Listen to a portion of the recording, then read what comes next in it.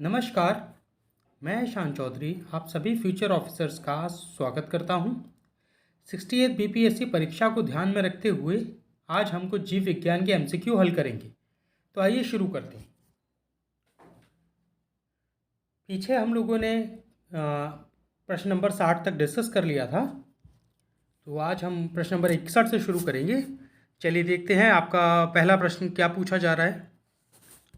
प्रश्न नंबर 61 है, consider the following statement over roots. जड़ों पर निम्नलिखित कथनों पर विचार करिए।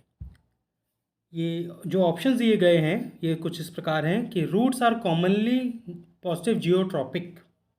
अब पॉजिटिव जियोट्रॉपिक क्या होता है इसका मतलब समझ लेते हैं कि मान लीजिए ये आपकी पृथ्वी की सतह है, तो अब जो ग्रेविटी है वो क्या कर रही है, कोई भी चीज़ अगर इसके ऊपर रखी है तो उसको अपनी तरफ खींचेगी, नीचे की तरफ। ठीक है, तो वो चीज़ जो ग्रेविटी की तरफ आ रही है वो जियोट्रॉफिक कहलाती है। ठीक है, जियोट्रॉफिक। तो अगर कोई चीज़ ग्रेविटी की तरफ बढ़ रही है तो पॉजिटिव जियोट्रॉफिक, और कोई ग्रेविटी के ये विपरीत दिशा में बढ़ रही है, अगर कोई इधर बढ़ रहा है तो वो नेगेटिव जियोट्रॉफिक कहलाता है। ठीक है, तो अगर हम देखें जो पेड़ है आपका, वो ये अगर सतह है तो पेड़ का जो तना है वो ऊपर बढ़ता है, जड़ है वो नीचे बढ़ती है। तो जड़ चूंकि नीचे बढ़ रही है इसीलिए इसको क्या कहा जाएगा, पॉजिटिव जियोट्रॉफिक, और जो तना है उसको कहा जाएगा नेगेटिव जियोट्रॉफिक। तो आपका ऑप्शन ए जो है वो सही हो गया है। ऑप्शन बी को देख लेते हैं क्या कह रहा है। ऑप्शन बी कह रहा है जो जड़ें हैं वो नेगेटिव फोटोट्रॉफिक होती है। ठीक है, तो नेगेटिव फोटोट्रॉफिक क्या है? नेगेटिव फोटोट्रॉफिक ये है कि फोटोट्रॉफिक वो है कि जो सूर्य की जो रोशनी है उसकी तरफ पड़ेगी तो वो पॉजिटिव फोटोट्रॉफिक होगी, और नेगेटिव फोटोट्रॉफिक उनको कहेंगे जो सूर्य की रोशनी की विपरीत दिशा में बढ़ेगी। अब जो जड़ें हैं वो ये अगर सतह है तो ये नीचे बढ़ेंगी, और सूर्य की रोशनी कहाँ है, ऊपर। तना बढ़ता है सूर्य की रोशनी की तरफ, तो तना कहलाता है पॉजिटिव फोटोट्रॉफिक और जड़ें कहलाती है नेगेटिव फोटोट्रॉफिक। ठीक है, तो ऑप्शन बी भी आपका सही हो गया। तीसरा आपसे कह रहा है कि जो ल्यूकोप्लास्ट है वो जड़ों में मौजूद होता है। तो पीछे जब हम लोगों ने ये चीज़ डिस्कस की थी कि 3 प्रकार के पदार्थ जो है वो पौधों में पाए जाते हैं। एक होता है क्लोरोप्लास्ट। क्लोरोप्लास्ट जो है वो हरे रंग का होता है, जो मुख्यतः पत्तियों में पाया जाता है जिससे पेड़ अपना खाना बनाते हैं। दूसरा होता है क्रोमोप्लास्ट। क्रोमोप्लास्ट क्या है, ये पेड़ के फलों में और फूलों में पाया जाता है और उसको अलग अलग प्रकार के रंग प्रदान करता है। ठीक है, तीसरा है ल्यूकोप्लास्ट। ल्यूकोप्लास्ट होता है सफ़ेद, जिसमें कोई रंग मौजूद नहीं होता। तो ल्यूकोप्लास्ट है ये पाया जाता है जड़ों में। अगर आप जड़ को देखेंगे तो जड़ सफ़ेद रंग की होती है, तो अगर सफ़ेद रंग की जड़ है तो उसमें ल्यूकोप्लास्ट पाया जाएगा। तो ये आपका ऑप्शन सी भी ठीक हो गया। ठीक है, अब ऑप्शन डी आपसे क्या कह रहा है। ऑप्शन डी आपसे कह रहा है कि जो रूट की टिप होती है इनकी रक्षा कौन करता है, रूट कैप। तब इसको समझते हैं रूट कैप होता क्या है। अगर ये मान लीजिए ये जड़ है, ठीक है, तो जड़ का जो आगे वाला हिस्सा होता है इस पर एक टिश्यू मौजूद होता है। ठीक है, जो इस बढ़ती हुई जड़ का आगे का टिप है उसको संरक्षण प्रदान करता है कि जब वो, क्योंकि मिट्टी में आगे बढ़ रही है तो उसको कोई बीमारी ना लग जाए, कोई उस पर जो चोट वोट लग गई तो जो है क्या होगा कि जो आपका पेड़ है उसका जो है ग्रोथ रुक जाएगी।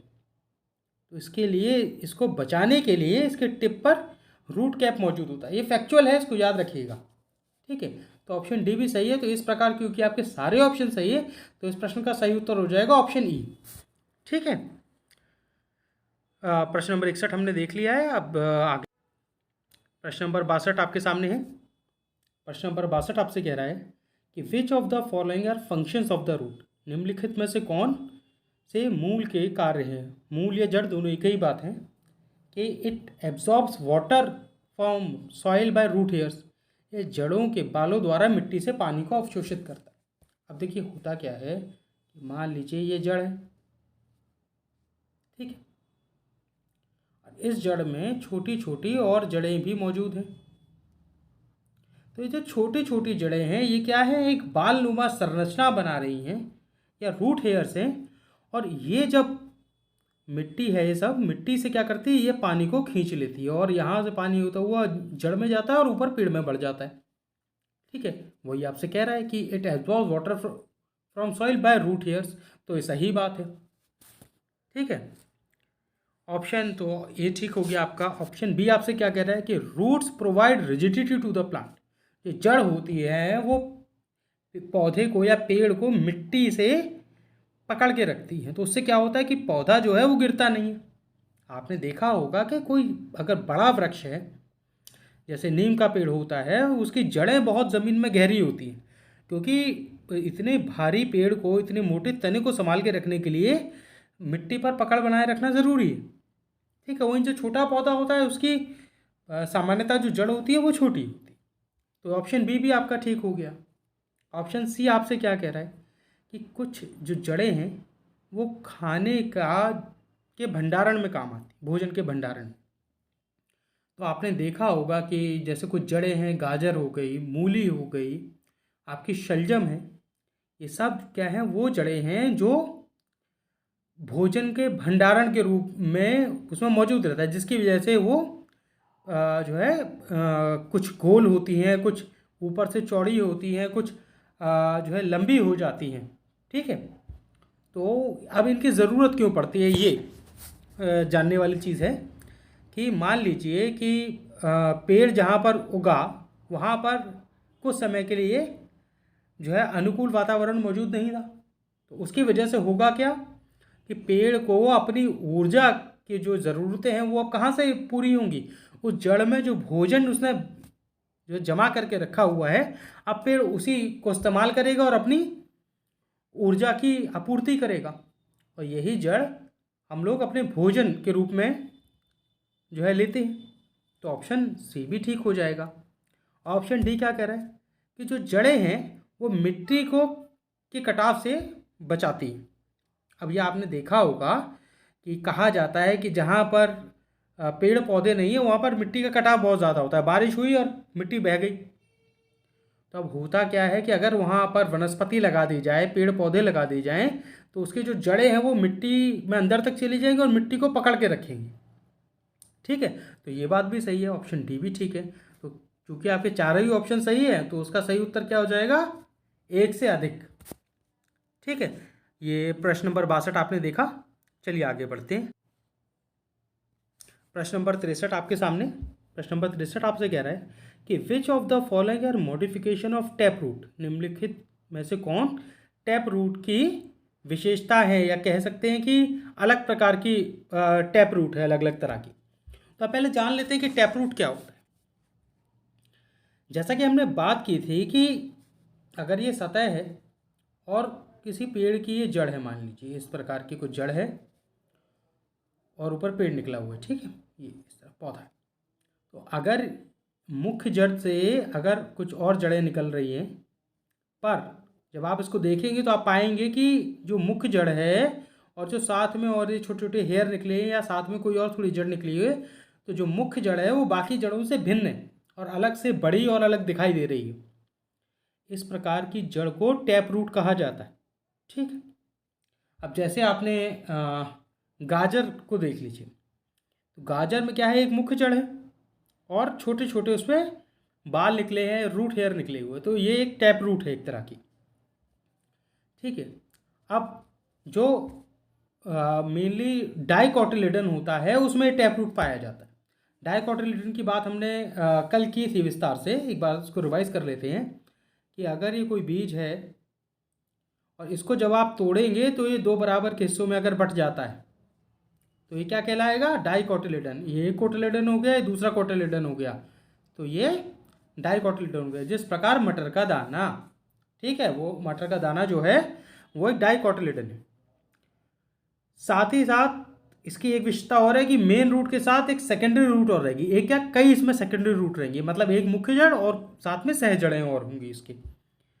अब इसके ये अलग अलग प्रकार दिए हुए हैं कि इस प्रकार की जो टैप रूट है, क्या ये जो दिए हुए हैं ये क्या है टैप रूट के अंदर आती हैं, तो देख लेते हैं।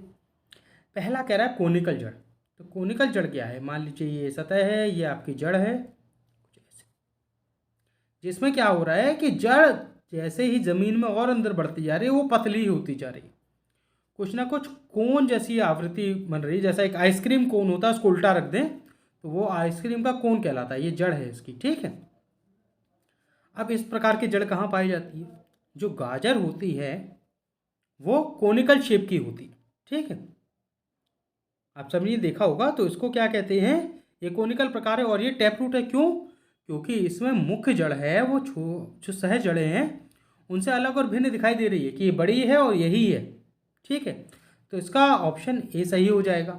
ऑप्शन बी आपसे क्या कह रहा है, ऑप्शन बी आपसे कह रहा है नेपीफॉर्म रूट। अब ये नेपीफॉर्म रूट क्या है, अभी हमने कोनिकल जड़ देख ली, अब अगर ये जड़ ऐसी है और अगर ये कोनिकल ना होकर कुछ ऐसे घुमावदार लिए नीचे बढ़ रही है, ऐसा करके इस तरह बढ़ रही है, तो इस प्रकार की जड़ को हम क्या बोलेंगे, ये नेपीफॉर्म। अब इस प्रकार की जड़ कहाँ देखी जाती है, इस प्रकार की जड़ देखी जाती है शलगम में। जो शलगम है उसमें नेपीफॉर्म होती है, ऊपर से घुमावदार होगा, नीचे जाके ये पतला हो जाएगा, तो ये नेपीफॉर्म हो गया। ऑप्शन सी आप, और ये जो है इस प्रकार की जड़ भी टैप रूट कहलाती है, ठीक है। ऑप्शन सी आपसे क्या कह रहा है, ऑप्शन सी कह रहा है फ्यूजिफॉर्म ऑफ रूट। अब फ्यूजिफॉर्म क्या है कि मान लीजिए जड़ है, ये मतलब सतह है, ये जड़ आई बीच में ऐसे ये थोड़ी फूली हुई है, ऊपर से आई और कुछ इस प्रकार की है, मतलब ये जड़ बीच से मोटी है, ऊपर से पतली, और जैसे जैसे ये और नीचे जाएगी ये और पतली हो जाएगी। अब इस तरह की जड़ हमें कहाँ देखने को मिलती है, जो मूली होती है उसमें आपने देखा है कि बीच से मूली फूली हुई होती है सामान्यतः। तो जो मूली है या जो रेडिश है वो फ्यूजिफॉर्म ऑफ रूट है, ठीक है। तो और ये फ्यूजिफॉर्म भी एक टैप रूट का प्रकार है। तो हमने तीन देखे, कोनिकल, नेपीफॉर्म और फ्यूजिफॉर्म, तीनों ही टैप रूट का अलग अलग प्रकार। अब चौथा ऑप्शन आपसे कह रहा है न्यूमेटाफोर। न्यूमेटाफोर क्या है, आपने देखा होगा या पढ़ा होगा कि कुछ पेड़ होते हैं जैसे कि मैनग्रोव, जो खारे पानी में ही उत्पन्न होते हैं, मीठे पानी में वो नहीं जन्मते। तो जो हमारा सुंदरबन का इलाका है वहाँ पर आपको ये मैनग्रोव के वृक्ष पाए जाते हैं। अब इसकी खासियत क्या होती है कि इसकी जो जड़ें ज़मीन के अंदर रहती हैं वो हमेशा जो है वो पानी से जो है घिरी रहती है, मतलब पानी रहता है उसमें जड़ें होती हैं। तो पानी में जो ऑक्सीजन की मात्रा है वो कम होती है, भाई जो ऑक्सीजन है वो मिट्टी में भी मौजूद होता है और जड़ें भी ऑक्सीजन को सोखती है, ऐसा नहीं है कि केवल पत्तियां और तना ही सोखेगा। तो जब ऑक्सीजन की जो पानी है खारे पानी में उसमें कमी है, तो उसकी पूर्ति करने के लिए क्या होता है, मान लीजिए ये जड़ है ऐसे गई हुई, तो उसमें सहज जड़ें जो है ये सतह के ऊपर दर से निकल आती हैं और ऊपर बढ़ाती हैं।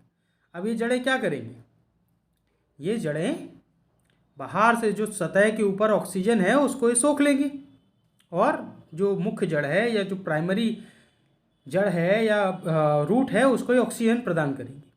तो इस तरह के वृक्ष जो है, सुंदरी ट्री जो है, उसमें इस तरह का जो है आपको न्यूमेटोफोर्स देखने को मिलता है। तो मैनग्रोव वृक्ष कह लीजिए, और उसी की तो आपने देखा होगा कि जो पढ़ा होगा इनफैक्ट कि जो न्यूमेटोफोर्स होते हैं वो मैनग्रोव सारे मोस्टली न्यूमेटोफोर्स होते हैं, ठीक है। जिसका एक एग्जांपल है राइजोपोरा। इसका क्या काम होता है कि रेस्पिरेशन के लिए हवा से ऑक्सीजन सोखने का काम आता है। तो ये चारों जो ऑप्शन दिए हुए हैं, कोनिकल, नेपीफॉर्म, फ्यूजिफॉर्म, न्यूमेटोफोर, ये सारे ही टैप रूट के उदाहरण हैं। तो इसका सही उत्तर क्या हो जाएगा, ऑप्शन ई। एक से अधिक इसके सही है, चारों यही चार प्रकार होते हैं टैप रूट के, ध्यान रखिएगा। प्रश्न नंबर 64 आपके सामने है, देखते हैं आपसे क्या पूछ रहा है। प्रश्न नंबर 64 आपसे कह रहा है कि एडवेंचियस रूट्स आर फाउंड इन, जो एडवेंटियस जड़ें हैं वो किस किस में पाई जाती है। अभी हमने पीछे देखा था जो है टैप रूट के बारे में, तो टैप रूट डाइकोटिलेडन में पाया जाता है। उसी प्रकार जो आपके एडवेंचरस रूट हैं ये किसमें पाई जाती हैं? एक बीजपत्री या मोनोकोटिलिडन में। कल हमने देखा था कि जो मोनोकोटिलिडन है वो एक इस प्रकार का बीज है जिसको जब हम तोड़ेंगे तो ये दो अलग अलग में टूट तो जाएगा पर एक जैसे नहीं होंगे। इस प्रकार जिसका उदाहरण हम ले सकते हैं गेहूं का बीज। ठीक है, तो इसका सही उत्तर क्या हो जाएगा? मोनोकॉट। द्विबीजपत्री होगा नहीं। अभी हमने देखा था पीछे वाले सवाल में कि जो डाइकोटिलिडन है उसमें किस प्रकार की टैपरूट पाई जाती है। अब ऑप्शन तीसरा क्या कह रहा है? थैलोफाइटा। तो थैलोफाइटा में हमने देखा था कि थैलोफाइटा में तो जड़ ही नहीं होती है। इसमें हमने देखा था कि जो एल्गी होती है या जो शैवाल है आपका एल्गी है उसमें जड़ें नहीं होती। इसी प्रकार जो ब्रायोफाइटा है उसमें भी एडवेंचरस रूट नहीं पाई जाती। तो उसका सही उत्तर क्या हो जाएगा? Option A. ध्यान रखिएगा इसे, दोबारा देख लें। सही हो जाएगा ऑप्शन ए। ठीक है, चलिए आगे बढ़ते हैं। बीपीएससी 67 और 68 परीक्षा को ध्यान में रखते हुए मेंस टेस्ट हमारे यहाँ 2 अक्टूबर से जीएस के लिए शुरू हो गई है और ऑप्शनल टेस्ट सीरीज़ हमारे यहाँ 1 अक्टूबर से शुरू हो गई है। ये जो ऑप्शनल के सब्जेक्ट हैं वो history, geography, PSIR, philosophy, LSW, home science और सोशोलॉजी। और जानकारी के लिए आपने नीचे जो नंबर दिया गया है इस पर कॉल करके जानकारी प्राप्त कर सकते हैं। प्रश्न नंबर 65 आपके सामने। प्रश्न नंबर 65 आपसे पूछ रहा है which of the following are types of mechanical support in adventurous root. निम्नलिखित में से कौन सा अपसारण जड़ों में यांत्रिकी समर्थन प्रदान करता है? कहने का तात्पर्य है कि जो भी हमने अभी एडवेंचरस रूट के बारे में बात की थी तो इसमें जो सपोर्ट है वो किस किस प्रकार से हो सकता है एडवेंचरस रूट। तो पहला ऑप्शन इसमें कह रहा है प्रॉप रूट, दूसरा ऑप्शन कह रहा है स्लिट रूट, तीसरा कह रहा है क्लाइंबिंग रूट, चौथा है सिमुलेटरी रूट, पांचवा ऑप्शन है नन ऑफ द अबव या मोर देन अबव। अब देख लेते हैं प्रॉप रूट क्या होती है। प्रॉप रूट क्या होती है कि मान लीजिए ये आपका सतह है, ये आपका पेड़ है, ये इसकी जड़ है नीचे। ठीक है, तो प्रॉप रूट में क्या होता है कि ये तो मुख्य तना हो गया, ऊपर से कुछ और सह तने आ जाते हैं जो ज़मीन में सीधे निकल जाते हैं। अब इसका मेन काम क्या होता है? जो बहुत बड़ा वृक्ष है उसको संभालना। ये ऐसा ना हो कि अगर ये ना हो और मेन तना इतना मजबूत नहीं है कि इनको संभाल पाए। इस प्रकार की जो जड़ें हैं वो प्रॉप रूट कहलाती हैं। अब ये प्रॉप रूट कहाँ देखने को मिलता है?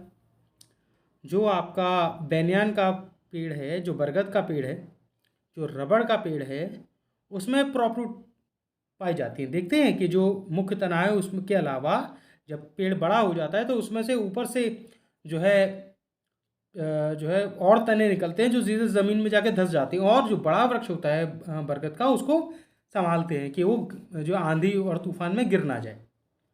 तो ये प्रॉप रूट हमने देखा ये मैकेनिकल सपोर्ट प्रोवाइड करता है। तो ये इसका सही उत्तर है। अब ऑप्शन बी देख लेते हैं क्या है। ऑप्शन बी कह रहा है स्टिल्ट रूट। अब स्टिल्ट रूट क्या है? मान लीजिए ये आपका पेड़ है, ये पड़ता इस तरह। तो अब स्लिट रूट में क्या है कि ये इसमें मान लीजिए नोट्स बने हुए, इसमें से कुछ जड़ें निकलेगी और इस तरह से बढ़ जाएंगी। ठीक है, इसको कहा जाता है स्टिल्ट रूट। अब इस तरह की जड़ कहाँ देखने को मिलती है? इस तरह की जड़ आपको देखने को मिलेगी जो गन्ना होता है।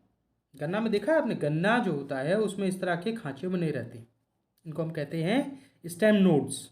ठीक है, तने में नोड्स बने रहते हैं और नीचे का जो भाग होता है जो ज़मीन से लगा होता है उसमें इस तरह के कुछ बाल या रूट हेयर्स निकले रहते हैं। इस तरह की जो जड़ें होती है इसको स्टिल्ट रूट बोला जाता है। इसका भी काम क्या है? वही है पेड़ को मजबूती प्रदान करना जिससे वो अपनी मिट्टी पर पकड़ और बढ़िया बना सके। ठीक है, ऑप्शन सी आपसे क्या कह रहा है? Climbing root. अब आपने क्लाइंबिंग रूट अगर देखी हो तो इसका क्या काम है? क्लाइंबिंग रूट का मेन काम है कि वो जो है जैसे बेल जो होती है उसमें क्या होता है कि जो तना है वो इतना मजबूत नहीं होता कि अपने आप स्वतः खड़ा हो जाए ज़मीन पर। ठीक है, तो उसको क्या ज़रूरत होती है, उसको ज़रूरत होती है कि जैसे जैसे उसकी लंबाई बढ़ रही है वैसे वैसे वो कहीं ना कहीं उसको कोई ना कोई बाहरी सपोर्ट मिल जाए जिसकी वजह से वो बढ़ता रहे। तो ये अगर पेड़ है तो इसमें जो नोड्स होंगे, निकलेगा नोड से, ऐसा नहीं कहीं से भी निकल जाएगा। तो ये नोड्स हैं, इसमें से जड़ें निकलेगी और वो साथ में अगर कोई दीवार है या कोई इसमें लकड़ी गाड़ी हुई है तो उसको ही पकड़ बनाती जाएंगी। तो इस तरह की जड़ हमें कहाँ देखने को मिलती, इस तरह की जड़ हमें देखने को मिलेगी जो काली मिर्च का पेड़ है उसमें क्लाइंबिंग रूट्स मिलती हैं। और जो वनीला होता है, वनीला का पेड़, उसमें भी इस प्रकार की आपको जो है क्लाइंबिंग जड़ें वो मिलेंगी।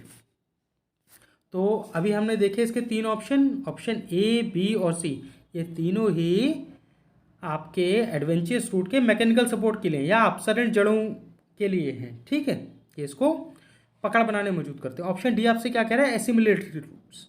अब एसिमिलेटरी रूट्स क्या हैं कि ये उस प्रकार की जड़ें, अभी हमने पीछे बात की थी कि जड़ें जो है वो उसमें ल्यूकोप्लास्ट मौजूद होता है, वो सफ़ेद रंग की होती है, ज़मीन के नीचे होती है मुख्यतः।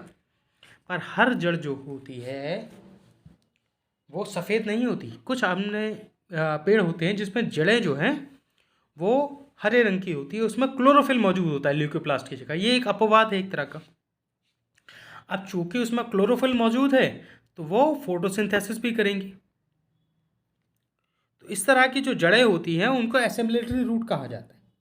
पर ये जो एसेम्बलेटरी रूट हैं ये किसी भी प्रकार का मैकेनिकल सपोर्ट प्रोवाइड नहीं करती है। इनका मुख्य काम होता है पेड़ के लिए भोजन बनाना। तो इसका सही उत्तर क्या हो जाएगा, इसका सही उत्तर हो जाएगा ई। क्यों, आपका A option, B option, C option सही है बट डी ऑप्शन सही नहीं। और आपका ई ऑप्शन क्या कह रहा है, एक से अधिक। तो इस चीज़ को ध्यान रखिएगा कि जो असेंबली रूट हैं उसके तीन प्रकार हैं, एक प्रॉप रूट, स्टिल्ट रूट और क्लाइंबिंग रूट। ठीक है, ये वन लाइनर में पूछा जा सकता है तो इस चीज़ को ध्यान रखिएगा। क्वेश्चन नंबर 66 आपके सामने है। प्रश्न आपसे पूछ रहा है कि जो सुंदरी का वृक्ष होता है वो किस प्रकार की एडवेंचरस रूट्स है। अभी हमने देखा था पीछे कि सुंदरी का जो पेड़ है वो किस प्रकार की एडवेंचरस रूट है, यात्रिक जड़ें हैं। तो अभी हमने देखा था कि एडवेंचरस रूट्स क्या होती है। ठीक है, एडवेंचरस रूट्स क्या है कि मान लीजिए सतह, इसमें से जो जड़ निकल रही है वो कुछ इस तरह की झाड़ी नुमा होगी नीचे की तरफ, है ना। इसमें आप मुख्य जड़ और जो सह जड़ें हैं उसमें भेद नहीं कर पाएंगे। इस प्रकार की जड़ को क्या है, एडवेंचरस रूट कहा जाता है। और दूसरी तरफ वो जो टैप रूट है उसमें क्या है कि आप जो है अगर ये है तो मुख्य जड़ और जो सह जड़ है उनमें आप जो है बता सकते हैं कि ये मुख्य जड़ है, ये जो है आपकी सह जड़ है। ठीक है, तो एडवेंचरस रूट में पूछ रहा है तो आपको एक चीज़ इस प्रश्न से क्या पता चली कि जो सुंदरी का वृक्ष होता है उसमें एडवेंचरस रूट का कौन सा प्रकार होता है। ठीक है, तो सुंदरी के इसमें ऑप्शन क्या क्या दिए हुए हैं कि वो सकिंग रूट है, क्या वो रेस्पिरेटरी रूट है, क्या वो एपिफाइटिक है, क्या वो एसिमिलेटरी है। अब देख लेते हैं ये होते क्या क्या है। सकिंग रूट, जैसा कि नाम से पता चल रहा है, सकिंग मतलब किसी को चूसना। ठीक है, तो ऐसी जड़ें क्या करेंगी, ऐसी जड़ें जिसके ऊपर चिपक जाएंगी उसको, उस पेड़ को ख़त्म कर देंगी। ठीक है, तो इस तरह के जो जड़ें हैं वो उनको बोला जाता है पैरासाइटिक। ठीक है, आप लोगों ने अमरबेल का नाम सुना होगा या हो सकता है देखा भी हो। पीले रंग की होती है, इसमें पत्तियां नहीं होती, इसमें जड़ नहीं होती, पर जिस पेड़ के ऊपर आ जाती है उसको जकड़ के रख लेती है और पेड़ धीमे धीमे मर जाता है। ये अमरबेल जो होती है वो अपना जो भी खाना और पानी है वो जिस पेड़ के ऊपर होती है उससे लेती है। क्यों, एक तो ये हरी नहीं होती तो अपना इसमें फोटोसिंथेसिस की प्रक्रिया नहीं होती, जड़ नहीं है तो मिट्टी से भी इसको कुछ नहीं मिलता। ठीक है, तो याद रखिएगा एक जो अमरबेल है वो सकिंग रूट्स का एग्जांपल है, पैरासाइटिक होती है, ये पेड़ को कुछ नहीं देती बल्कि जिस पेड़ पे लग जाती है उस पेड़ को ख़त्म कर देती है धीमे धीमे, या पौधे को। तो ऑप्शन ए नहीं होगा, हमने आपको क्या होती हैं इसके बारे में बता दिया। ऑप्शन ए नहीं होगा। ऑप्शन बी क्या कह रहा है, रेस्पिरेटरी रूट। तो रेस्पिरेटरी रूट मतलब जो श्वास लेने के लिए होती है। अभी जैसा हमने पीछे प्रश्न में बात की थी कि सुंदरी वृक्ष क्या है, ये एक मैनग्रोव का जो वृक्ष है, जो मैनग्रोव ट्री हमारे वेस्ट बंगाल में पाए जाते हैं, ये उनका एक प्रकार है। ठीक है, वेस्ट हमारे मैनग्रोव के सुंदरबन का जो इलाका है उसका नाम ही सुंदरी वृक्ष के ऊपर पड़ा हुआ है। अब वहाँ क्या है, खारे पानी का वृक्ष है, तो वहाँ अभी जैसे हमने बात की थी कि मिट्टी में ऑक्सीजन की जो मात्रा है वो कम होती है खारे पानी की वजह से। तो क्या होता है, जो जड़ें हैं वो ऊपर ज़मीन के ऊपर निकल आती हैं मुख्य जड़ में से, और ये क्या करती हैं, ये ऊपर सतह के ऊपर जो ऑक्सीजन है उसको इकट्ठा करके पेड़ को प्रदान करती है। तो ये किसका एग्जाम्पल हो गया? तो जो सुंदरी है वो क्या है, इसका ऑप्शन हो जाएगा बी। क्यों? इससे आप वैसे भी अंदाज़ा लगा सकते हैं कि रेस्पिरेटरी दिया हुआ है, सुंदरी का हमें पता है, तो यही होगा। सेकिंग से पता चल रहा है कि ये होगा नहीं। बाकी अब देख लेते हैं ऑप्शन सी एपिफाइटिक क्या कह रहा है। देखिए, एपिफाइटिक क्या होता है, ये कुछ पेड़ ऐसे होते हैं या पौधे ऐसे होते हैं जो ज़मीन पर अगर होंगे तो उनको सूरज की रोशनी नहीं मिलेगी। अब कारण क्या है कि जो उष्ण कटिबंधीय इलाके होते हैं, जो ट्रॉपिकल जो जंगल होते हैं, वहाँ क्या होता है, बड़ा घना जो है जंगल होता है। तो ज़मीन पर मान लीजिए ये ज़मीन है, तो बड़े ऊंचे ऊंचे वृक्ष हैं, ठीक है, और इसमें कैनोपी नुमा संरचना पाई जाती है, ये हमने पढ़ा हुआ है। तो अब जो छोटे छोटे पौधे हैं वो अगर यहाँ हैं तो यहाँ पर सूरज की रोशनी नहीं आएगी। नीचे उष्णकटिबंधीय जो ट्रॉपिकल फॉरेस्ट होते हैं उसमें नीचे ज़मीन पर अंधेरा रहता है, इतने घने जो है जंगल होते हैं। तो वहाँ क्या होता है कि ये जो एपिफाइटिक पेड़ हैं ये ज़मीन पर ना लग के बड़े बड़े वृक्षों के ऊपर ही जम जाते हैं।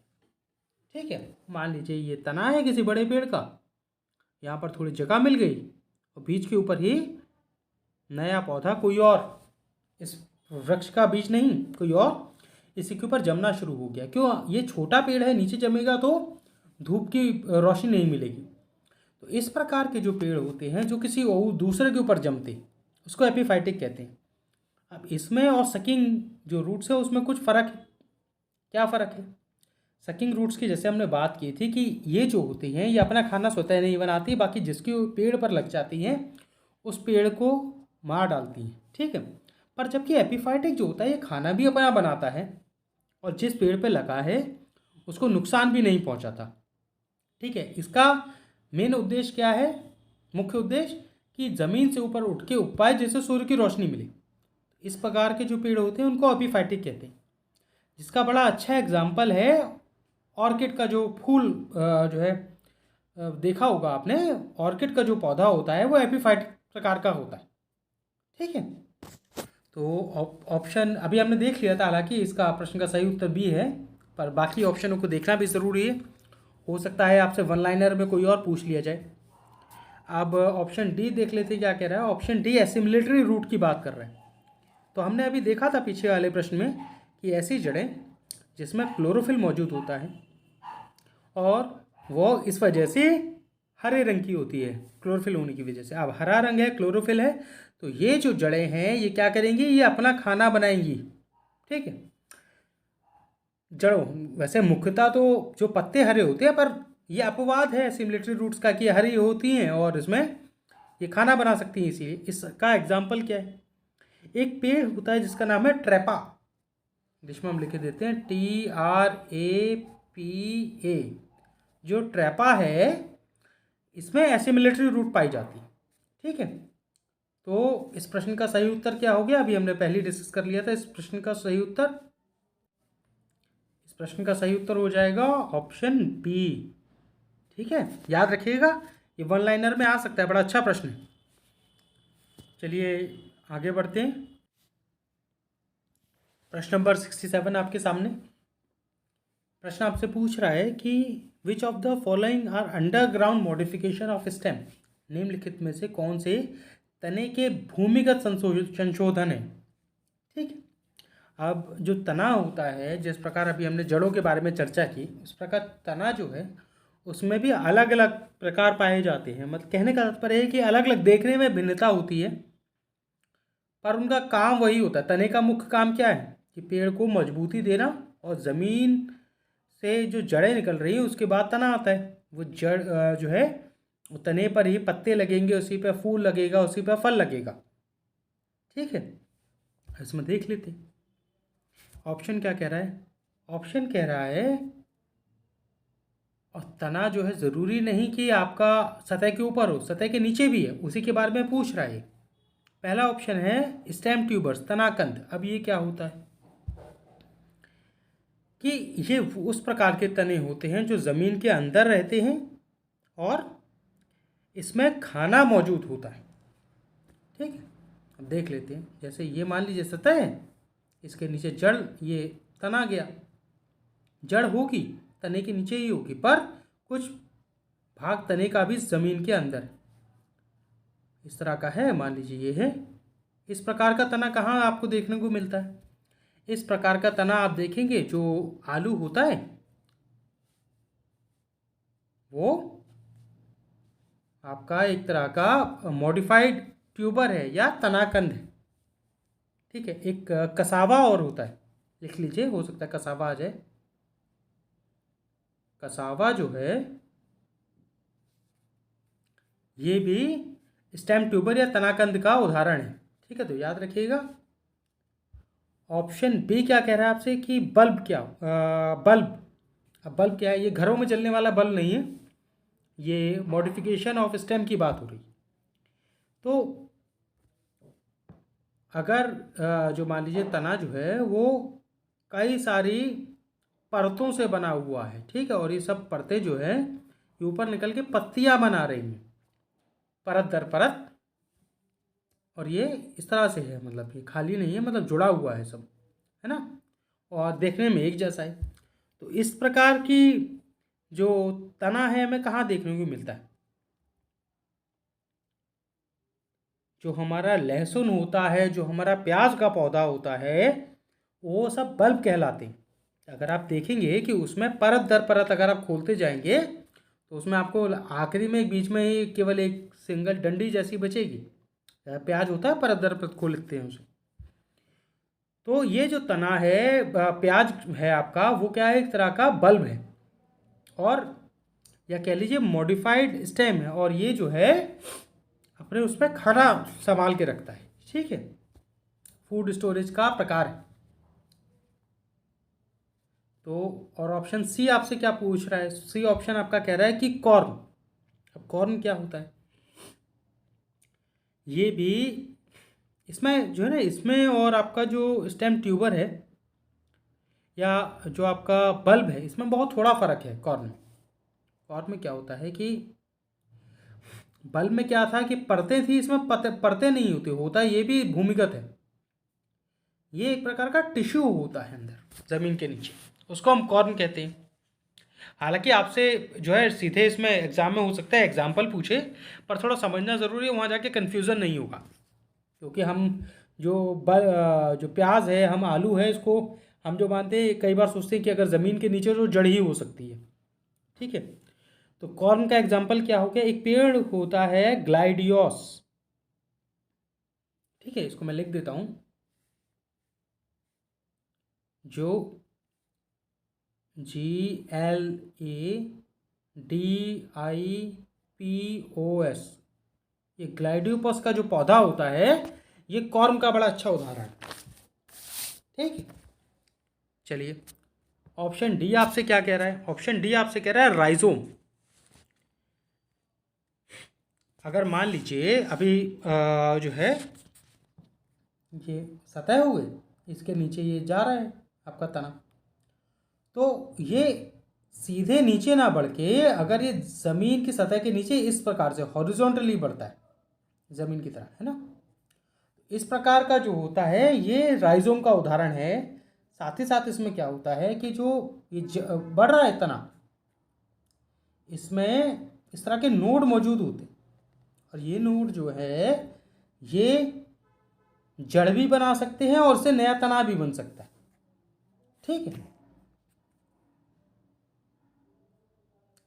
तो इस प्रकार का आपको कहाँ देखने को मिलता है? इस प्रकार का राइजोम आप कहाँ देख सकते हैं? जो आपका अदरक होती है या आपका जो हल्दी का पौधा होता है उसमें वो राइजोम के बड़े अच्छे उदाहरण हैं। आप सर्दियों में अगर देखेंगे या आप अदरक को अगर बाहर रख देते हैं तो अदरक में से छोटी छोटी किल्लियाँ फूटने लगती हैं। वो क्या है? वो स्टेम है। अगर आप उसको गाड़ देंगे तो नया पौधा निकल आएगा उससे।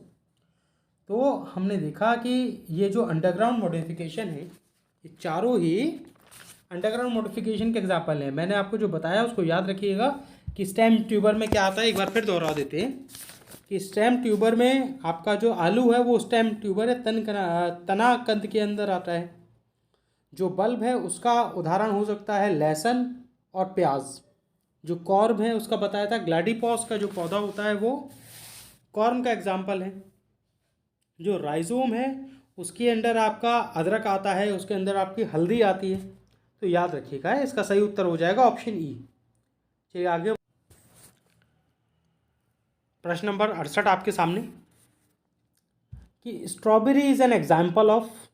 अब स्ट्रॉबेरी का जो पौधा होता है वो किस चीज़ का उदाहरण है?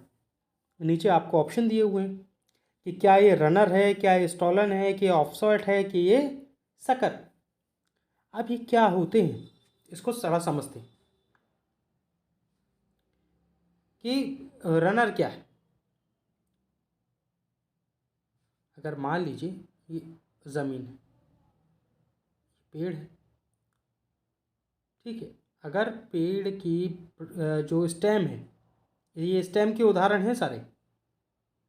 स्ट्रॉबेरी के स्टेम के बारे में पूछ रहा जो तना होता है। अगर ये कुछ इस प्रकार से बढ़ता है हॉरिजॉन्टली, मतलब अगर ये सतह है, सतह के ऊपर इस तरह बढ़ रहा है और बीच बीच में इस तरह से ये ज़मीन के अंदर भी धंस रहा है और यहाँ से नया पौधा भी उत्पन्न हो रहा है, ठीक है। इस प्रकार का जो तना होगा उसको क्या बोलेंगे? रनर। रनर का मतलब हरकरा जो ज़मीन पर जो है दौड़ रहा है, ठीक है। तो आप लोगों ने अगर जो घास होती है एक प्रकार की दोमुहा घास जो है वो उसका बड़ा अच्छा उदाहरण है जो आमतौर पर ज़मीन पर जम आती है, ठीक है। तो रनर होगा नहीं,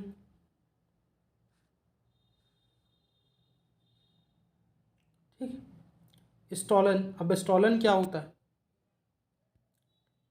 ये अगर सतह है, रनर ऊपर चलता है तो ये ज़मीन के नीचे चलेगा ऐसे, ठीक है।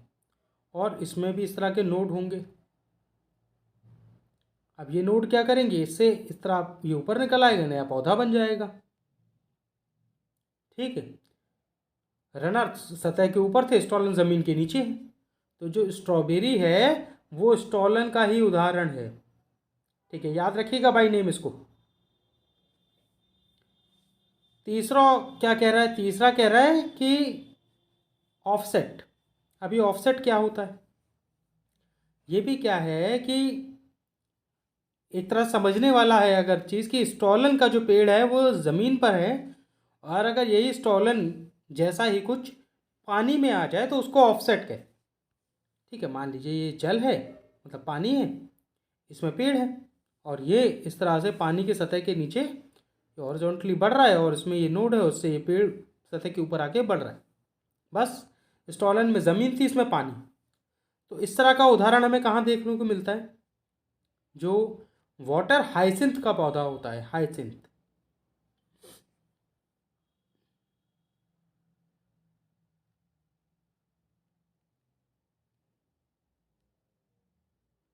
हाइसिंथ का जो पौधा होता है वो एक ऑफसेट का बड़ा अच्छा उदाहरण है, ठीक है।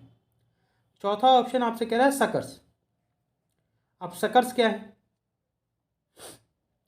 देखिए अभी हमने आपको पीछे जो जड़ों के प्रकार बताए थे उसमें भी सकर्स था और ये अब तनों के प्रकार है, इसमें भी सकर है। तो दोनों में कंफ्यूज मत होइएगा, एग्जाम में आपको बताएगा कि जो है वो जड़ों के बारे में पूछ रहा है कि तने के बारे में पूछ रहा है, ठीक है। तो देखिए ये सतह है, इसमें पेड़ है या तना है।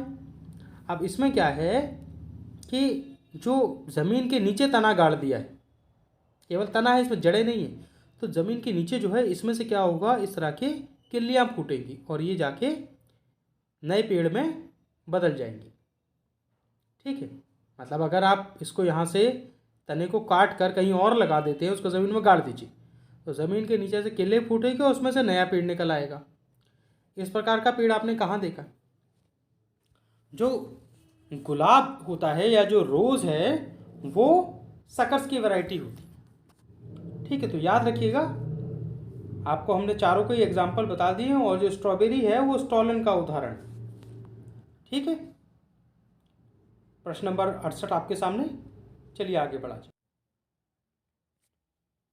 बीपीएससी 68 के लिए क्लास और टेस्ट सीरीज़ हमारे यहाँ 2 अक्टूबर से शुरू हो गई हैं। आप लोग अधिक जानकारी के लिए दिए गए नंबर पर कॉल कर बात कर सकते हैं। प्रश्न नंबर 69 आपके सामने है। प्रश्न नंबर 69 आपसे पूछ रहा है कि कैक्टस किस प्रकार का है, कैक्टस में से किसका उदाहरण है? तो कैक्टस का वृक्ष तो आप सभी ने देखा होगा। ऑप्शन इसमें दिए हुए हैं: stem tendril, stem thorn, stem का कांटा, फाइलोक्लेट या बल्बिस। अब देखिए, कैक्टस में कांटे ज़रूर होते हैं पर वो स्टेम कांटा का उदाहरण नहीं है। इसमें जल्दबाजी में गलती मत कर दीजिएगा कि थॉर्न दिया है तो थॉर्न का एग्जाम्पल है। इसको एक एक करके समझते हैं कि है क्या। पहले देखते हैं स्टेम टेंड्रिल क्या होता है। अगर मान लीजिए कि ये तना है और इस पर कुछ इस प्रकार के छोटे छोटे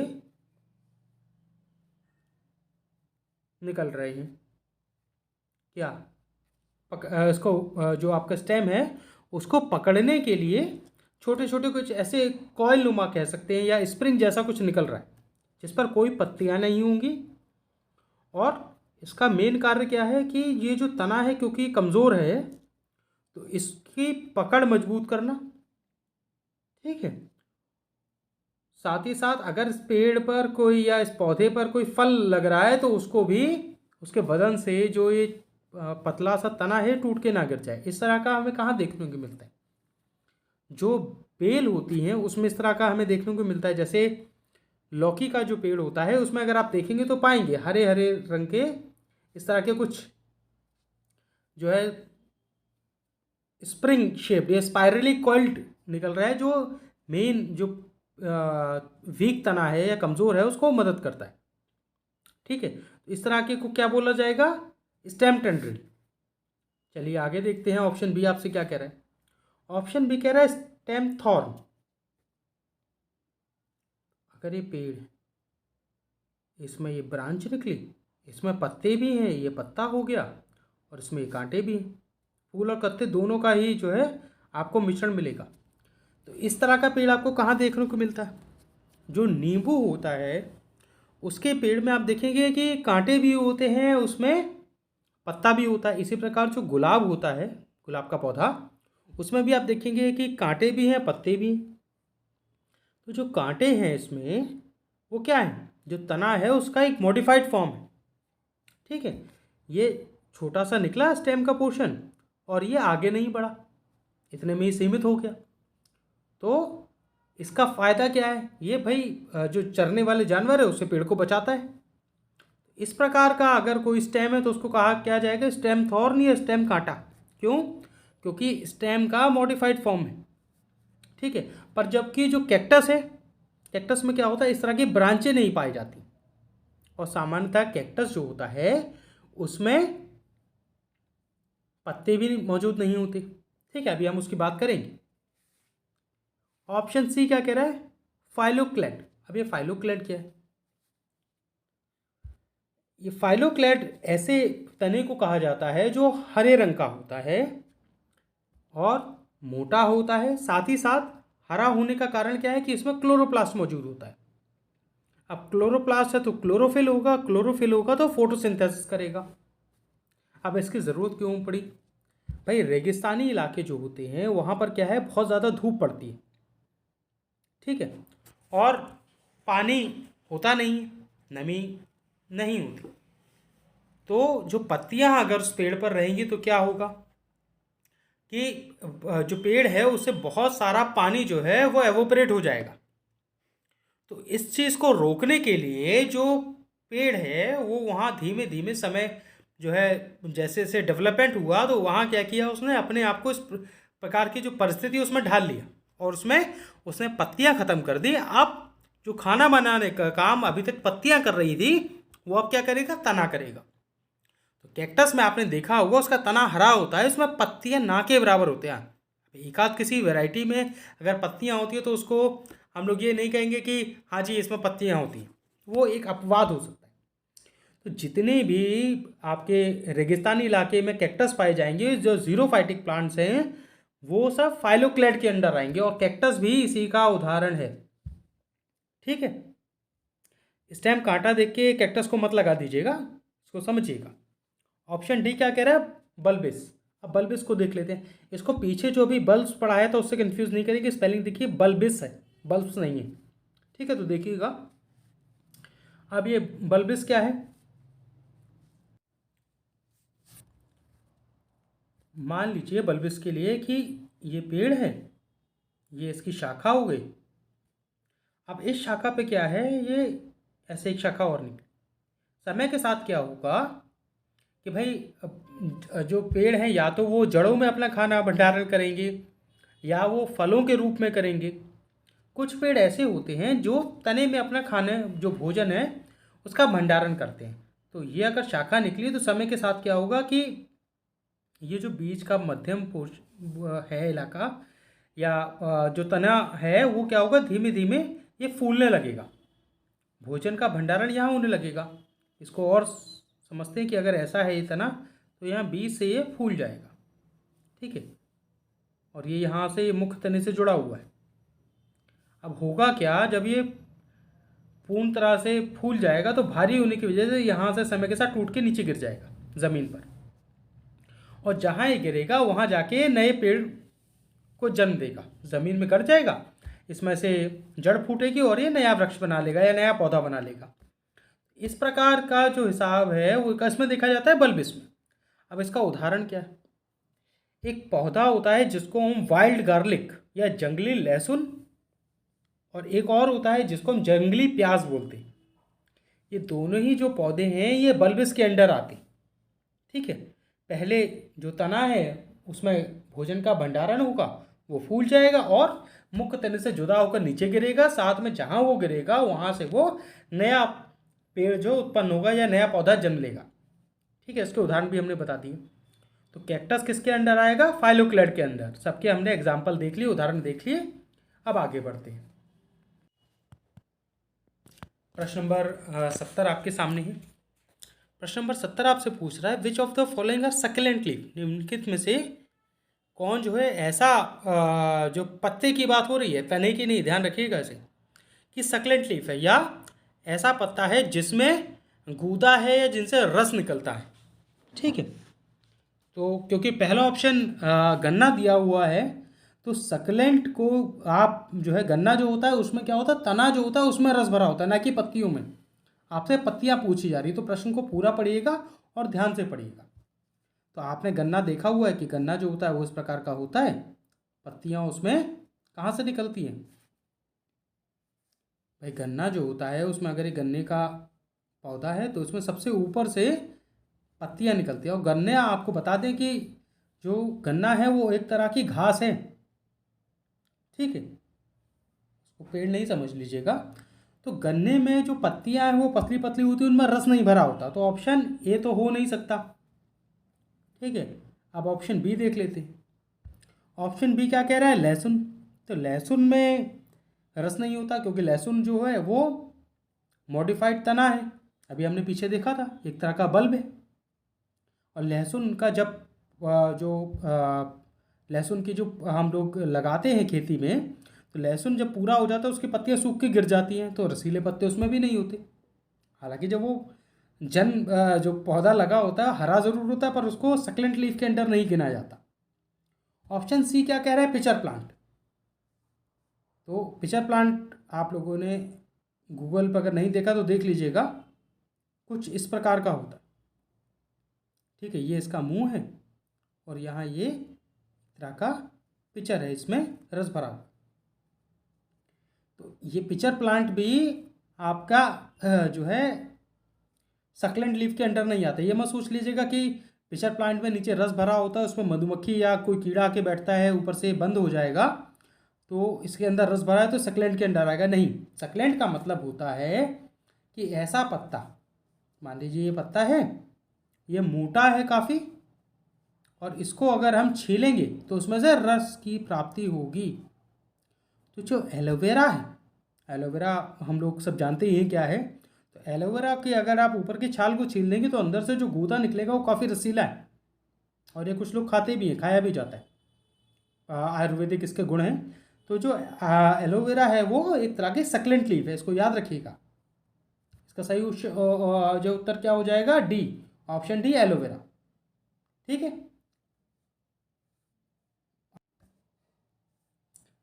प्रश्न नंबर 71 आपके सामने, ये आपसे पूछ रहा है कि which of the following is aquatic carnivore plant, निम्नलिखित में से कौन सा जलीय मांसाहारी पौधा है। तो जनरली हम लोग देखते हैं कि मांसाहारी पौधे में दो नाम सुनते हैं हम लोग, या तो वीनस फ्लाईट्रैप होगा या फिर पिचर प्लांट होगा। आपके ऑप्शन क्या दिए हुए हैं, नेफ्थनीज, और आपसे पूछ क्या रहा है, जलीय मांसाहारी पौधा। ठीक है। तो जो नेफ्थनीज है जो दिया हुआ है, इसका दूसरा नाम क्या है, पिचर प्लांट। इस प्रकार का कुछ होता है, अभी हमने पीछे वाले प्रश्न में देखा था। जो पत्ती होती है इसकी, इसको मॉडिफाइड लीफ जो है वो कुछ इस तरह की संरचना बना लेती है। इसमें ऊपर ढक्कन रहता है, अंदर इसके एक जो है कह सकते हैं एक तरह का लिक्विड है या पदार्थ है जो काफ़ी चिपचिपा होता है। कोई कीड़ा आके यहाँ बैठता है, ये लिड क्लोज हो जाती है और कीड़ा इसमें अंदर गिर कर बंद हो जाता है, और ये पेड़ इसको धीमे धीमे पचा लेता है। ठीक है। तो नेफ्थेनीज को पिचर प्लांट भी बोलते हैं, पर ये जो है ज़मीन के ऊपर पाया जाता है। और पूछा जा रहा है आपसे जलीय मांसाहारी पौधा, तो जल्दबाजी में गलती मत कर दीजिएगा कि आप देखें कि नेफ्थेनीज और वीनस फ्लाईट्रैप दिया हुआ है और उसको ई लगा दें। थोड़ा ध्यान से पढ़िएगा इसे। अब ये जो पेड़ हैं, मांसाहारी जो पौधे हैं, वो ऐसी जगह पाए जाते हैं जहाँ मिट्टी में जो है नाइट्रोजन और हम लोग पढ़ते हैं ना, नाइट्रोजन है, फास्फोरस है, इन सब जो लवण है इनकी मात्रा जो है वो कम होती है। तो पेड़ को अपनी ज़रूरतें पूरी करने के लिए फिर जो कीट होते हैं, पतंगे होते हैं, इनको ये पकड़ लेते हैं और उसको अपने भोजन के रूप में खाते हैं। ठीक है। इस प्रकार के जो पौधे होते हैं उनको मांसाहारी पौधे के रूप में जानते हैं। तो नेफ्थेनीज और वीनस फ्लाईट्रैप दोनों ही मांसाहारी है पर जलीय नहीं है, तो ऑप्शन बी भी नहीं होगा। पर जबकि ब्लैडर वॉर्ट हो गया और वाटर व्हील प्लांट, ये दोनों ही उदाहरण याद कर लीजिएगा, ये दोनों ही जलीय मांसाहारी पौधे हैं। ठीक है। ये डायरेक्ट फैक्चुअल क्वेश्चन है। तो इसका सही उत्तर क्या हो जाएगा, एक से अधिक। क्यों? क्योंकि ऑप्शन सी और डी दोनों ही सही है। तो इसको याद रखिएगा।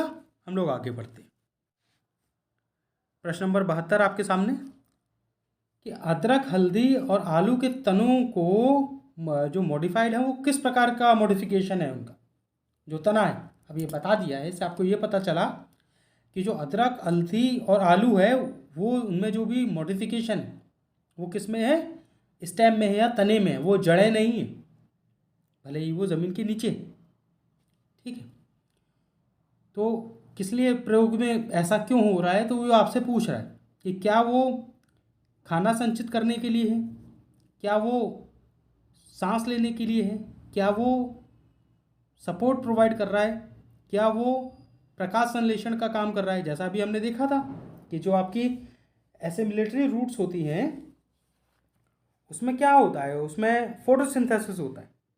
ठीक है। अभी हमने पीछे प्रश्नों में देखा था, तो वही बात कर रहा है। बट आपसे पूछा क्या जा रहा है कि किस लिए, तो इसका जो मेन आंसर है 72 का, वो किस लिए है, खाना संचित करने के लिए। ठीक है। रेस्पिरेशन की बात करें तो ये कहाँ, जहाँ मैनग्रोव के वृक्ष होते हैं वहाँ पाया जाता है। हमने राइजोपोरा का एग्जाम्पल देखा था।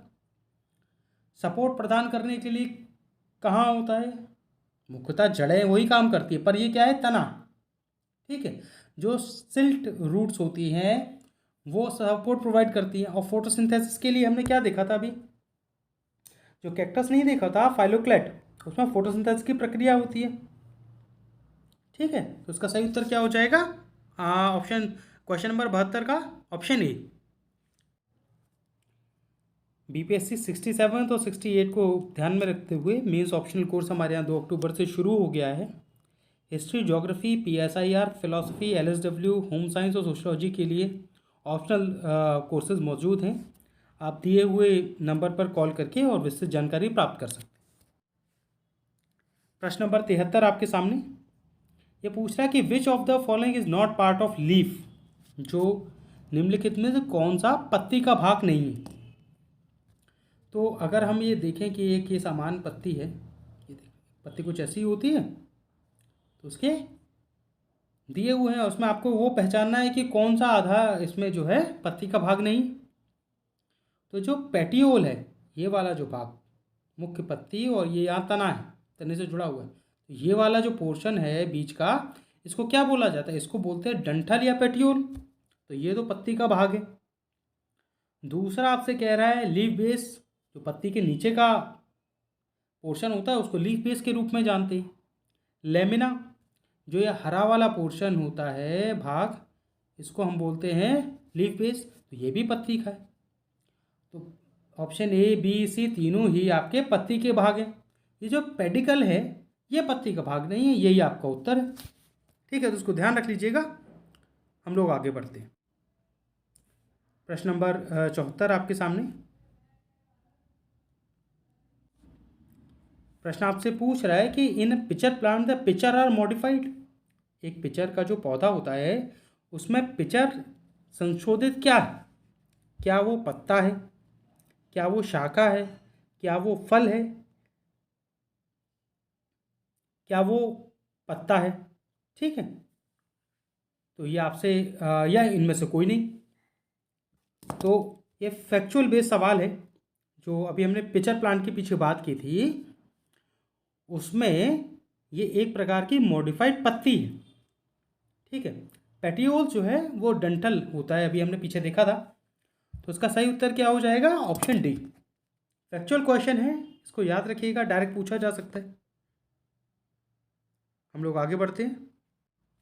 प्रश्न नंबर 75 आपके सामने कि निम्नलिखित में से कौन सा खाद्य भूमिगत तना है?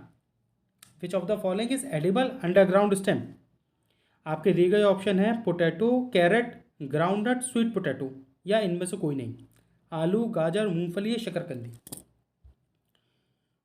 तो अभी जैसा कि हमने देखा था कि बात तने की हो रही है, जो आलू है वो भूमिगत तना है, ये हमने देखा था।